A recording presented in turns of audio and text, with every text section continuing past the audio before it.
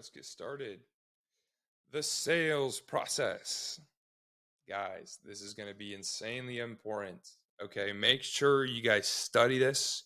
Make sure you review this. I want you guys watching this multiple times, and I want you guys to have this video down like the back of your hand. Because, guys, we're about to dive into the sales process. Okay, now the sales process, and this is going to be for virtual setting, of course. For virtual setting, is going to be I'm just going to go through the whole thing, and then I'm going to break down each one of the different processes, okay? So step number one is we have your intro. You got to introduce. Who are you? Who are you with? And why in the F are you calling them? The next step is the problem.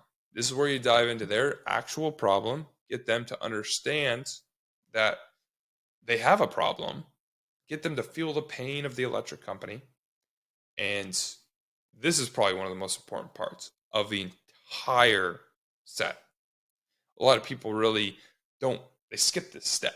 And it's a very, very, very important step, because how are you supposed to convince someone of a solution if they don't really see they have a problem? And it's the same with any sales process. I don't care if you're selling solar, effing windows, if you're selling freaking roofs, whatever it is you're selling, they got to understand there is a problem with their current situation. And then when you come up with a solution, they're going to be so much more inclined to actually move forward and consider the solution, versus if they don't understand they actually have a problem, right? You can have a homeowner that pays $1,000 a month for their electric bill, but if they don't see that paying $1,000 a month as an electric bill is an actual problem, then they're not going to go solar. They're not. Versus you can have someone that pays $100 electric bill that's like, oh my gosh, $100, that is so much money. But it's because you're able to help them realize that they actually have a problem. So don't skip the step. Make sure you build the pain, right? You got to do it by building emotion. There was a study done, I think it was rats, that basically what they did is they took out the part of the brain that feels emotion, right? They were literally incapable of making decisions because they didn't have emotion. Emotion is what guides us to make decisions.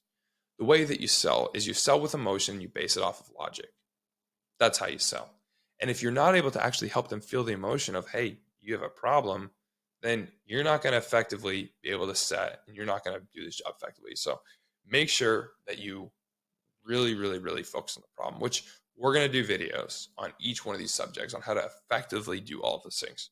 Now, solution. Now, this is how you bring up solar. A lot of times, depending on the homeowner, I like to bring it up in a very nonchalant way. So instead of just saying, yeah, this is solar, so be a little more, you'll see. I'm going to dive into it. But either way, the next step is the solution. After that, we have the pullback.